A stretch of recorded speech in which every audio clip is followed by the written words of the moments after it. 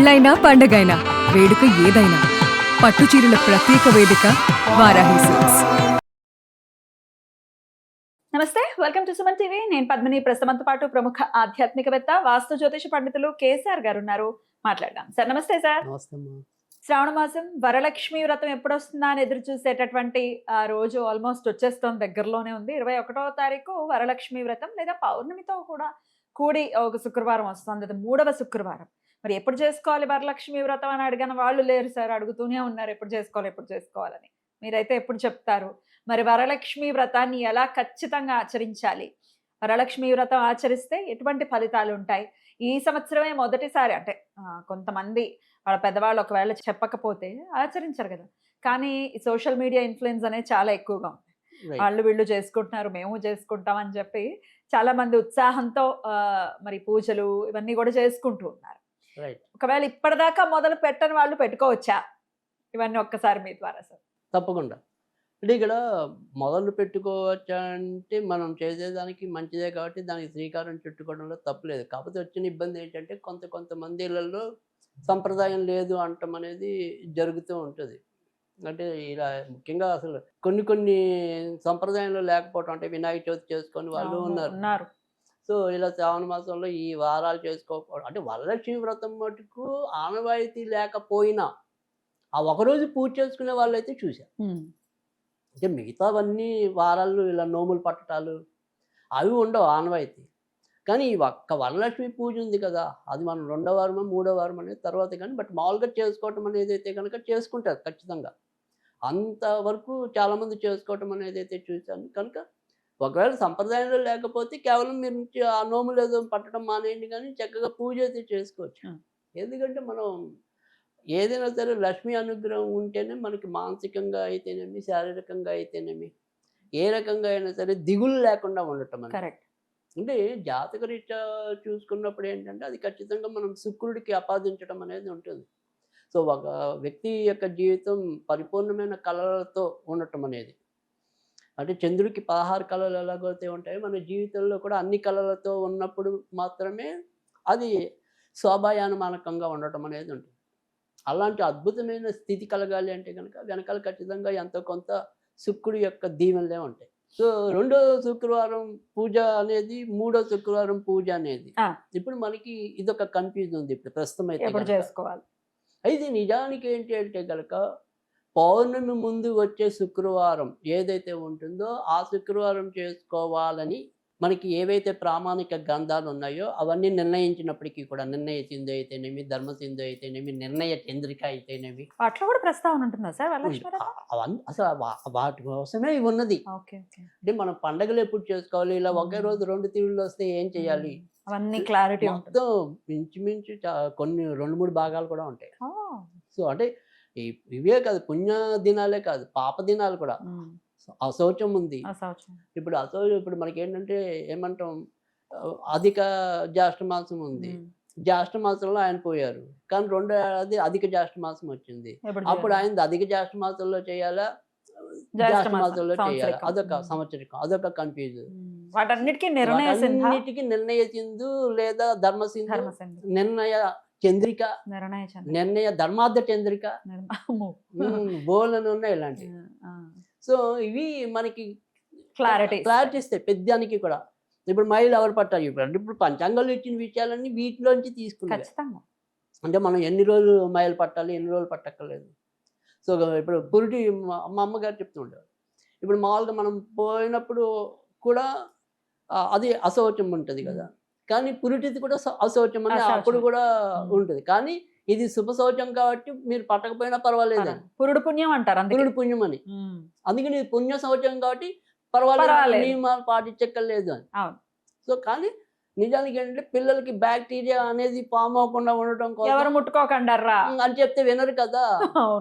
So అందుకని కొన్ని మనం తీసుకొచ్చాం, సైన్స్ ని ప్రామాణికంగా తీసుకొచ్చాం. అయితే ఇక్కడ మనకి ఏంటంటే ఇదే ధర్మ సింధు, నిర్ణయ సింధు, ఇందాక నేను చెప్పిన ఉదాహరించిన పుస్తకాలు ఏవైతే ఉన్నాయో పౌర్ణమి ముందు శుక్రవారం ప్రాధాన్యత ఉంది అని చెప్పినప్పటికీ కూడా పౌర్ణమి నాడే వస్తే అది చాలా విశేషమైనది. సో కనుక పౌర్ణమి నాడు వచ్చిన దాన్ని పాటించండి అని ఉంది. సో అందుకని ఇక్కడ ఏంటంటే ఖచ్చితంగా ఏదైతే 28వ తారీఖు శుక్రవారం పౌర్ణమి నాడు రాఖీ బంధన్ అన్ని కలిసి వస్తాయి. గాయత్రి, హయగ్రీవ జయంతి, గాయత్రి ఇత్యాదివన్నీ జయంతి, అమ్మో. ఇత్యాదివన్నీ ఉంటాయి. అవును. సో ఆ రోజు చేసుకోవడం ఆడవాడైపోయినా కానీ నిజానికి ఆ రోజు చాలా మంచిదని ఇచ్చింది. నిజమా? కానీ సూర్యోదయానికి తర్వాత ఇంచుమించు 8ంటికో 8:30కో వెళ్ళిపోతోంది, పౌర్ణమి వెళ్ళిపోతోంది. వెళ్ళిపోతుంది. కానీ అయినప్పటికీ కూడా ఆ రోజు చేసుకున్నట్టయితే కనుక పొద్దున్నే చాలా చేసేసుకోమంటారా? అంతే. 6 నుంచి ఒక 7, పేరెంటాలు 8. మీరు సాయంకాలం ఎలాగో పెట్టుకుంటారు కానీ పొద్దున మటుకు వరలక్ష్మి పూజ మాత్రం ఆలోపు చేసుకుంటే చాలా మంచిది, ఇంకా విశేషమైనది. ఎందుకంటే లక్ష్మీదేవి కావచ్చు, ఇతర దేవతలు, స్త్రీ దేవతలందరికీ కూడా పౌర్ణమి చాలా ప్రీతికరమైనది.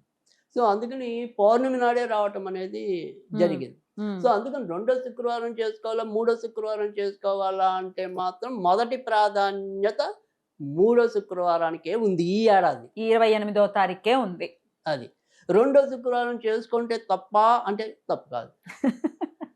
4వ శుక్రవారం చేసుకున్నా కూడా చేసుకోవచ్చు. కానీ మనకేంటంటే ఇప్పుడు 4వ శుక్రవారం, 1వ శుక్రవారం ఇలా మనం ఒకటి అనుకున్నప్పుడు ఏంటంటే ఏదైనా ప్రామాణికంగా తీసుకుంటే పౌర్ణమి అనేది పక్కన పెడితే సెకండ్కే ఉంది. తర్వాత మనకి ఏదైనా సరే అనుకోని అవాంతరాలు ఏర్పడినప్పుడు చేసుకోవటం కోసం పెట్టాం. So which is the best? అది ఈసారి కనుక చూసుకున్నట్టయితే కనుక 3, తర్వాత ప్రాధాన్యం 2, తర్వాత అన్ని. సో అందుకని మిగతా కూడా చక్కగా మనకి ఏదైనా సరే లక్ష్మీదేవి అనుగ్రహం కోసమే మనంతా కూడా తెల్లాలేస్తే రాత్రి దాకా పాకులాడేది. సో అది ఆ లక్ష్మీదేవి కనుక కరెక్ట్గా ఉంటే కనుక ఎవరికి అయినా సరే అంటే ఏమంటాం, రోగం వచ్చినా ఏదొచ్చినా కానీ డబ్బు కూడా పరిపూర్ణంగా ఉన్నప్పుడు మాత్రమే ప్రతి మనిషి కూడా అమ్మాయి అనే ధైర్యం. కరెక్ట్. లేదంటే పెద్దానికి బిగుసిపోతాం, భయపడిపోతుంటాం, చిగురుటాకులో వణికిపోతూ ఉంటాం. కరెక్ట్. సో అందుకని ఆర్థిక బలం అనేది ప్రతి ఒక్కరికి కూడా అదొక పెద్ద ఆసరా. సో అందుకని మరి లక్ష్మీదేవిని పూజించడం అనేది చాలా అవసరం. ఏదైనా సరే ఎప్పుడైనా సరే లక్ష్మీదేవిని పూజించడం కనీసం మీరు వృత్తి రోజుల్లో ఎలా ఉన్నా ఈ శ్రావణ మాసంలో ఖచ్చితంగా మనం పాటించవలసింది ఏంటి అంటే కనుక సాధ్యమైనంత వరకు కూడా ఉతికిన బట్టలు వేసుకోవటం అనేది అవసరం. మిగతా నెలలు పక్కనట్టండి, కనీసం ఈ శ్రావణ మాసంలో వచ్చే నల్లాలైనా సరే కొద్దిగా ఉతికిన బట్టలు వాడుతూ ఉండటం అనేది ఒకటి. ఎంత పొద్దున్న లేవగలిగితే అంత పొద్దున్న లేవటం అనేది 2. తర్వాత 3వ పద్ధతి ఏంటి అంటే కనుక ఈ శ్రావణ మాసంలో వచ్చే అన్ని శుక్రవారాలు కూడా కొద్దిగా రాళ్ళు ఉప్పు కలిపిన నీటితో ఇంటిని కనుక శుభ్రం చేసినట్టయితే కనుక ఎటువంటి నెగిటివ్ ఎనర్జీ ఉన్నా కూడా అది తొలగిపోవటం అనేది ఉంటుంది. సో అందుకని కల్లుప్పు లేదా రాతుప్పు వేసుకుని ఈ శుక్రవారాలన్నీ కూడా శుద్ధి చేసుకుంటే ఇల్లు చాలా శోభాయమానకంగా లక్ష్మీదేవి పులకరించడం అనేది ఉంటుంది. అద్భుతం సార్. అయితే మీరు ఇల్లు అన్నారు కాబట్టి అది ఓన్లీ మాప్ పెట్టి తుడుచుకోవడానికి మాత్రమే, కడుక్కోవడానికి కాదు కదా సార్? అంటే శుక్రవారం కడగచ్చా? కడగచ్చు, ఏం పర్వాలేదు. ఈ శ్రావణ మాసంలో సంగతి నేను చెప్తున్నాను, మిగతా అప్పుడు చెప్పట్లేదు. శ్రావణ మాసంలో ఖచ్చితంగా తుడుచుకుని కడుక్కోవటం చేసుకోవచ్చు. ఇప్పుడు మరి దేవుళ్ళని మళ్ళీ ప్రతి వారం కూడా శుభ్రపరచుకోవాల్సి ఉంటుందా శుక్రవారాలు అంటే ఏం చెప్తారు? అంటే అసలు ప్రతి శుక్రవారం ప్రతిరోజు కూడా నన్ను అడిగితే కనుక నిర్మాల్యం తొలగించుకుని ఎంతో కొంత సరి చేసుకోవటం అనేది దేవుళ్ళు అనేది అదొక పద్ధతి. ఇప్పుడు మామూలుగా మీకు కొంతమంది ఏంటంటే దేవుళ్ళు అన్ని ఇప్పుడు విగ్రహాలు అంటూ ఉంటాయి కదా, ఆ విగ్రహాలన్నీ కూడా కడుక్కోవటం ఇలాంటివన్నీ ఉంటాయి కదా. సో అలాంటివి ఏవైనా సరే విగ్రహాలు మాత్రం శుక్రవారం నాడు తీయకూడదు.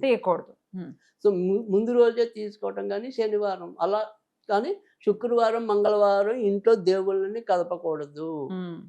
సో అక్కడ మాత్రం జాగ్రత్తగానే ఉండాలి. ఇల్లు కడుక్కోవడం మటుకు శుక్రవారం కూడా చేసుకోవచ్చు. ముఖ్యంగా శ్రావణ మాసం అయితే తప్పనిసరి చేసుకుంటేనే లక్ష్మీదేవి బాగుంటది. అయితే పటానికి కూడా బొట్టు తీయటం అనేది చేయకూడదా సార్ శుక్రవారం పూట? అంతేకాదు, శుక్రవారం మంగళవారాల పూట పటానికి కూడా మనం తీయకూడదు. సో ఖచ్చితంగా చేయాలి. అయితే ఇక్కడ ఒక విధానం ఉంటది. అంటే ఇక్కడ మీరు ఏంటంటే మళ్ళీ ఏదైనా సరే విగ్రహాలు లాంటివి పెట్టుకున్నారు, పటం వేరు విగ్రహం వేరు, గుర్తుంచుకోండి. సో విగ్రహం అనేది ఎప్పుడైనా మీరు పెట్టుకున్నట్టయితే కనుక అసలు రోజు కడగాలి. దేవాలయంలో ఎలాగైతే మనం ప్రతిరోజు విగ్రహాన్ని కడిగే ఆ తర్వాత మళ్ళీ ఆ నిమిషం మనం మరి బొట్టు తీసేస్తాం, అన్ని తీస్తాం, మనమేనా సరే స్నానం కదా.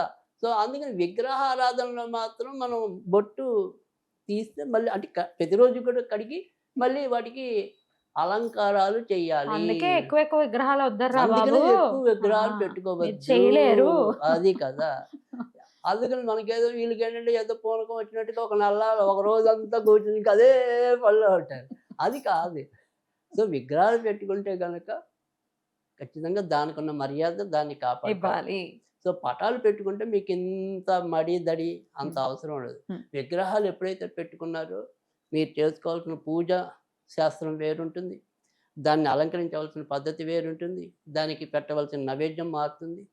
సో, అందులో ఉన్నంతలో కాస్త సప్రమాణికం, అంగుళీక ప్రమాణంలో విగ్రహాలు పెట్టుకోవాలని కూడా చెప్పింది. కానీ ఇవాళ మనకు ఆనందం కలిగితే ఇంకా పెద్దవి కూడా పెట్టుకొని పూజిస్తున్నాం. సో, కానీ నిజానికైతే గనక శాస్త్ర ప్రమాణం అయితే గనక అంగుళీక ప్రమాణమే. అంగిష్ట మాత్రం అంటారుగా, ఇంతకు అంతేగా మించకూడదు. అంగుష్టం అంటే అంగుళీకం. అంగుళీకం. సో, అందుకని ఆ వేలుకి మించి ఉండకూడదు. 3 అంగుళాలు అనుకోండి 3 మామూలుగా. అంగుళాలు మాక్సిమం ఉండాలి అసలు. 3 అంగుళాలు, 3.5 మాక్సిమం. ఉమ్. అంతకంట అసలు ఉండకూడదు. అది ఏ లోహంతోదైనా, ఎటువంటిదైనా సరే, వెండిదైనప్పటికీ. విగ్రహం అనేది అంటే అది ఎందుతో తయారు చేసింది అయినప్పటికీ ఓకే కూడా సార్. ఆ మెటీరియల్ అనేది ఓకే సార్. అది ఈవెన్ చెక్కతో అయినా ఇప్పుడు మనకి ఏమంటాం జిల్లేడు వస్తూ ఉంటాయి కదా అప్పుడప్పుడు. అవును. సో, అలాంటివైనా సరే ఈవెన్ మనం పెద్దవి పెట్టుకోకూడదు. పెట్టుకోకూడదు. విడిగా మీరు పెట్టుకోండి బయట. వాటిని పూజలో కలపద్దు. అంటే అలంకార వస్తువులుగా పెట్టుకోండి. దానికి ఏదైనా ఒక అగరపుల్ల చూపించండి. ఓ పువ్వు పెట్టండి. పనికొస్తాయి. కానీ దేవుళ్ళలో మీరు పూజలో మాత్రం అంత పెద్ద పెద్దవి మటుకు పెట్టద్దు. Okay sir. సో, అప్పుడు మన శక్తి Hmm. హరించుకుపోతుంది. రైట్. ఈ పూజలు చేసినా చేయకపోయినా అంటే లక్ష్మీ అనుగ్రహం కోసం మరి ఎటువంటి మంత్రం చదువుకోవాలి ఖచ్చితంగా? అలాగే స్విచ్ వర్డ్ కూడా చెప్తుంటారు మీరు, వేదిక్ స్విచ్ వర్డ్స్ ఏదైనా Right. చెప్తారా సార్ ఈ సందర్భంగా? రైట్. అయితే లక్ష్మీదేవి దానికి మాత్రం చాలా తేలికైన మంత్రం ఏంటంటే గనక ఓం గం ఐం శ్రీం ఓం గం ఐం శ్రీం లక్ష్మీ గణపతయే నమః. లక్ష్మీ గణపతయే నమః. ఓం గం ఐం శ్రీం లక్ష్మీ గణపతయే నమః. ఐం అంటే సరస్వతీదేవి కూడా వచ్చేసింది. ఉండాలిగా. జ్ఞానం ఉండాలిగా. సంపాదించాలంటే జ్ఞానం కూడా ఉండాలి. అంటే ఎలాంటి సంపాదన కావాలండి. కరెక్ట్. సో, అందుకని ఓం గం ఐం శ్రీం లక్ష్మీ గణపతయే నమః. ఇది వీలైన సార్లు చదువుకోవటం అనేది మంచిది. ఇక స్విచ్ వర్డ్ అనేది అడిగారు కనుక రెడికలస్. రెడిక్లస్సా? అది చాలా మంచి స్విచ్ వర్డ్ అవుతుంది. ఓ, రెడిక్లస్ అని అంటే అసలు ఇంగ్లీష్ లో అయితే దాని అర్థం వేరు.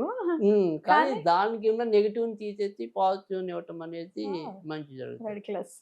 రైట్. నైస్ సార్, బ్యూటిఫుల్ గా ఎక్స్ప్లెయిన్ చేశారు. ఖచ్చితంగా ఈ లక్ష్మీ అనుగ్రహం మన వాళ్ళందరి పట్ల ఉండాలి. మీరు అన్నట్టుగా ఆర్థిక సమస్యలు గనక ఉన్నాయి లేకపోతే వస్తాయేమో అన్న భయం డెఫినెట్ గా చాలా మందిలో ఉంది. దీన్ని అధిగమించాలంటే ఆ తల్లి యొక్క కృప అందరి పట్ల ఉండాలని మనస్ఫూర్తిగా కోరుకుంటూ చాలా అద్భుతంగా మాకు తెలియజేశారు సార్. కృతజ్ఞతలు. నమస్తే సార్.